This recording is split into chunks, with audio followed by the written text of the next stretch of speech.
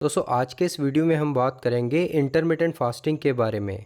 Fasting करने का सही तरीका क्या होता है, कैसे हम फास्टिंग को आसान बना सकते हैं, कैसे फास्टिंग और कीटोसिस यानी कीटोजेनिक डाइट आपस में इंटरलिंक्ड होती है, कीटोजेनिक डाइट और फास्टिंग को हम कैसे एक साथ कर सकते हैं, कीटोजेनिक डाइट और फास्टिंग के दौरान हम क्या खा सकते हैं और क्या नहीं खा सकते हैं, और कैसे इससे वज़न कम होने के साथ साथ हमारी बॉडी को कई सारे बेनिफिट्स मिलते हैं।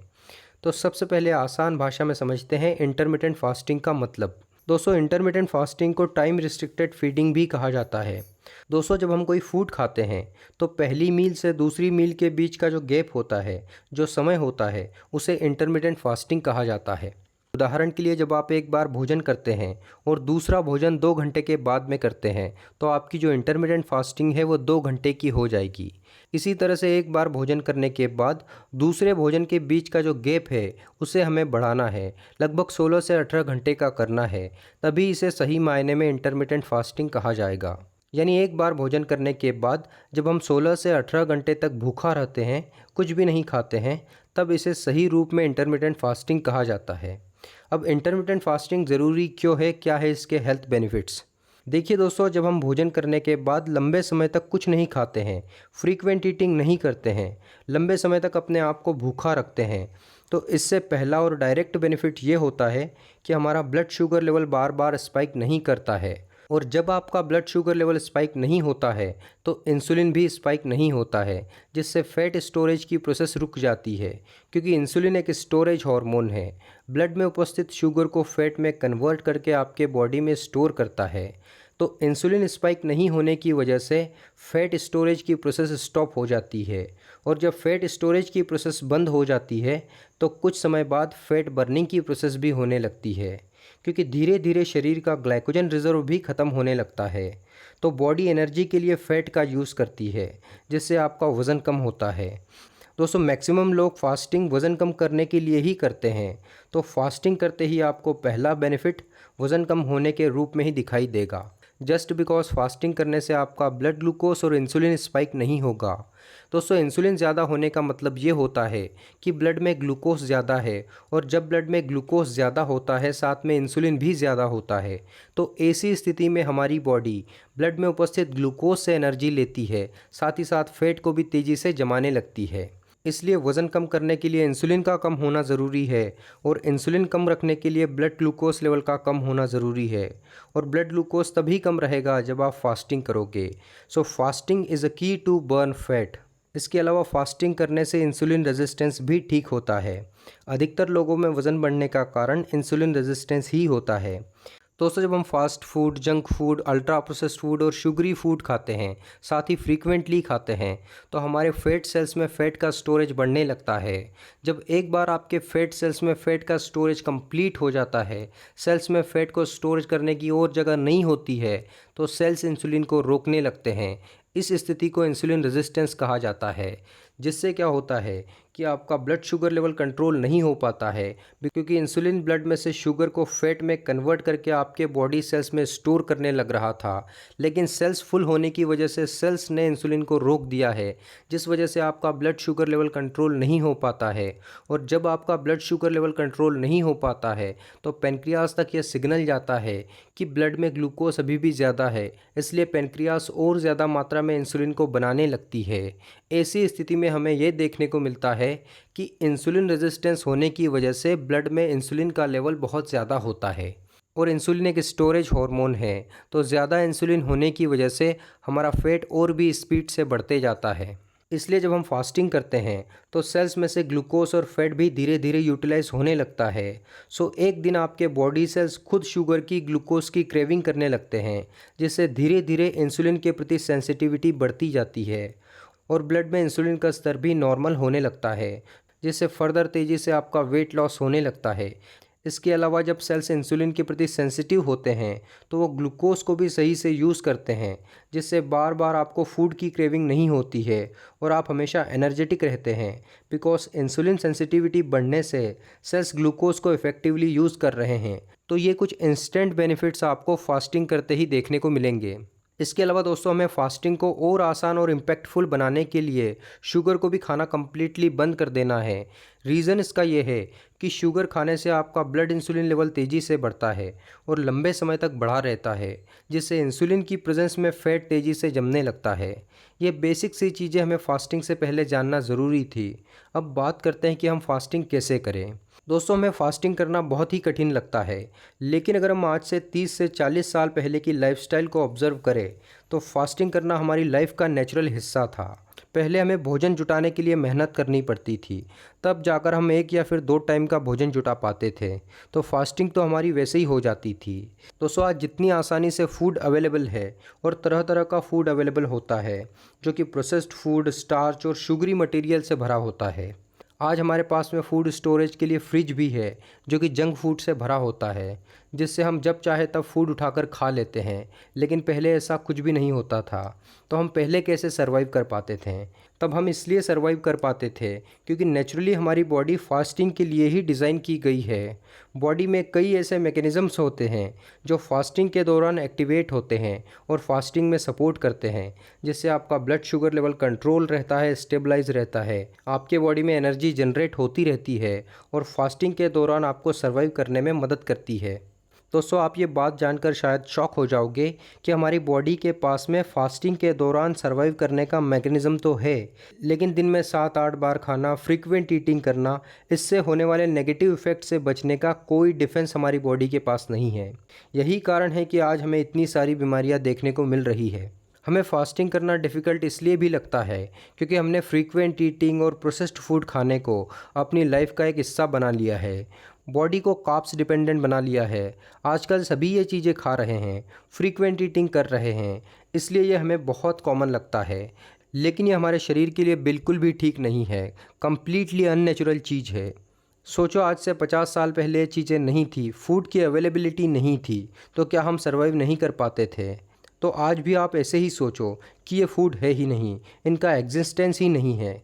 जब हम इस तरह का high carbohydrate, ultra processed, sugary, starchy और पैकेट फूड्स को खाना बंद कर देंगे, तो सबसे पहले हमारे शरीर के साथ ये होगा कि हमारा blood sugar roller coaster stop हो जाएगा।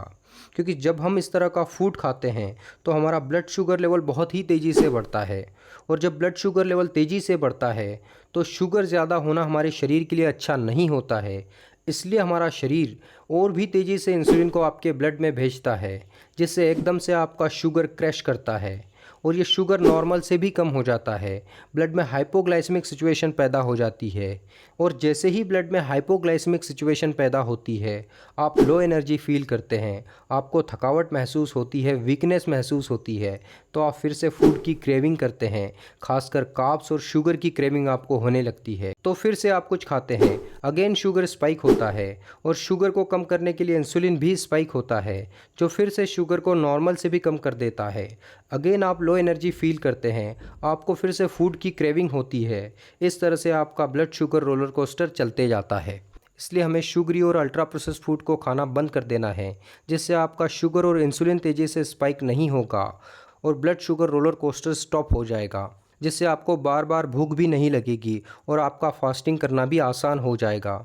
तो फास्टिंग करने से पहले इन चीज़ों का नॉलेज आपके पास में होना चाहिए, जिससे ना सिर्फ आपका फास्टिंग करना आसान होगा, बल्कि फास्टिंग से होने वाले बेनिफिट्स भी आपके शरीर को मिलेंगे। अब समझते हैं कि फास्टिंग कैसे करें और फास्टिंग के साथ में कीटोजेनिक डाइट कैसे करें। दोस्तों, सुबह उठते ही आपको क्या करना है? दिन की शुरुआत बिना चाय और नाश्ते के साथ में करना है। चाय की जगह पर आप गर्म पानी में नींबू निचोड़कर पी सकते हैं, इससे आपका मेटाबॉलिज्म बूस्ट होगा। अगर आपको सुबह ब्रेकफास्ट करने की आदत है या फिर आपको सुबह सुबह भूख लगती है, तो आप उस टाइम को अवॉइड करने की कोशिश करो, क्योंकि सुबह सुबह कुछ हार्मोन्स की वेव्स आती है, जैसे कॉर्टिसोल और ग्रेलिन हार्मोन ज़्यादा होता है। तो इन हार्मोन के ज़्यादा होने की वजह से आपको भूख की फीलिंग हो सकती है, इसलिए आप ब्रेकफास्ट को स्किप कर सकते हैं। हालांकि शुरुआत में आपको दिक्कत आ सकती है, लेकिन कुछ दिनों बाद आप इससे यूज्ड टू हो जाओगे। इसके बाद आपको दिन का पहला भोजन 12 बजे करना है। अब हो सकता है कि आप सुबह से 12 बजे तक भूखा ना रह पाओ। अगर आप भूखा नहीं रह पाते हैं तो आप एक बुलेट प्रूफ कॉफ़ी पी सकते हैं।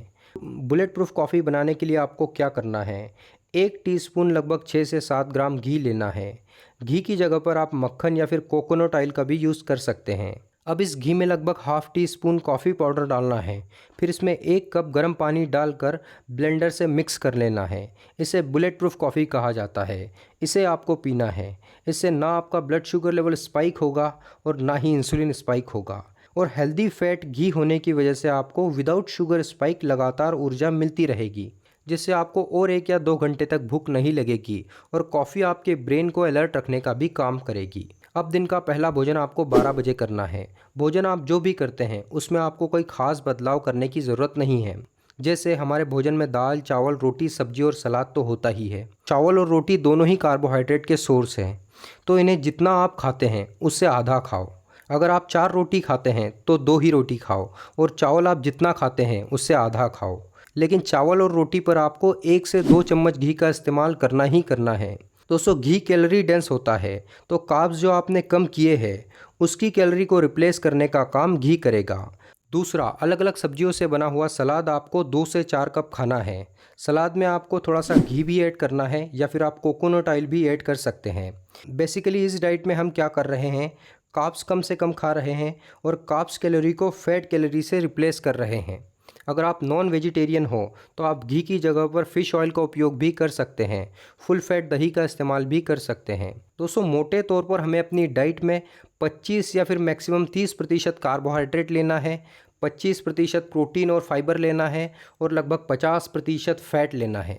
फ़ैट के लिए अगर आप घी का इस्तेमाल कर रहे हो तो आपको ये लगेगा ही नहीं कि आप ज़्यादा खा रहे हो, लेकिन घी या फिर कोई भी प्लेन फ़ैट में बहुत ज़्यादा कैलोरी होती है। 1 ग्राम फैट में 9 कैलोरी होती है, वही 1 ग्राम कार्बोहाइड्रेट में सिर्फ 4 कैलोरी होती है। दोस्तों, सिर्फ 2 टीस्पून घी से आपको 1 रोटी जितनी एनर्जी मिलती है और 4 टीस्पून घी से आपको 1 कप चावल जितनी ऊर्जा मिलती है। तो ये चीज़ें ध्यान में रख के आप अपने हिसाब से चीज़ों को एडजस्ट कर सकते हैं। अब आपको क्या करना है, भोजन करते समय सबसे पहले सलाद को खाना है, फिर भोजन करना है। रीज़न इसका ये है कि सलाद में फाइबर बहुत ज़्यादा होता है और वो आपके स्टमक और इंटेस्टाइन्स में एक लेयर बना देता है, जिससे कार्बोहाइड्रेट के डाइजेशन और एब्जॉर्प्शन की प्रोसेस स्लो हो जाती है, जिससे ग्लूकोज स्पाइक से 70% तक बचा जा सकता है, सिर्फ फूड को सही ऑर्डर में खाने से। दूसरा, अपने डाइट में फ़ैट को बढ़ाने का रीज़न ये है कि इससे इंटरमिटेंट फास्टिंग को कीटोजेनिक डाइट में भी बदला जा सकता है। साथ ही फैट बढ़ाने से फास्टिंग करना भी आसान हो जाता है, क्योंकि फैट इंसुलिन को ट्रिगर नहीं करता है, जिससे आपका blood sugar roller coaster activate नहीं होता है और बार बार आपको फूड की क्रेविंग नहीं होती है। फैट बढ़ाने का तीसरा कारण ये है कि हमें कार्ब्स डिपेंडेंसी को कम करना है और फैट से ऊर्जा लेने के लिए अपनी बॉडी को अडॉप्ट करना है, जिससे ना सिर्फ डाइटरी फैट बल्कि हमारे बॉडी में जो स्टोर्ड फैट है उसको भी हमारी बॉडी आसानी से यूज़ करने लगती है, बर्न करने लगती है। दोस्तों, इस तरह की लो कार्ब्स और हाई फैट डाइट को कीटोजेनिक डाइट कहा जाता है। इसमें हमारी बॉडी फैट को कीटोन्स में तोड़ती है और उससे हमारे शरीर को ऊर्जा मिलती है। कीटोन्स हमारी बॉडी के लिए सबसे अच्छा ऊर्जा सोर्स होते हैं। कीटोन से मिलने वाली एनर्जी सस्टेनेबल और स्टेबल होती है। अब दिन का पहला भोजन 12 बजे करने के बाद आपकी लास्ट मील 6 बजे होगी। 12 से 6 तक 6 घंटे होते हैं। ये 6 घंटे आपका ईटिंग विंडो होता है। इस बीच आप कुछ भी खा सकते हैं क्योंकि ये आपका ईटिंग विंडो है, लेकिन इस विंडो में भी मैं आपको सजेस्ट करूँगा कि आप बार बार खाने से बचो।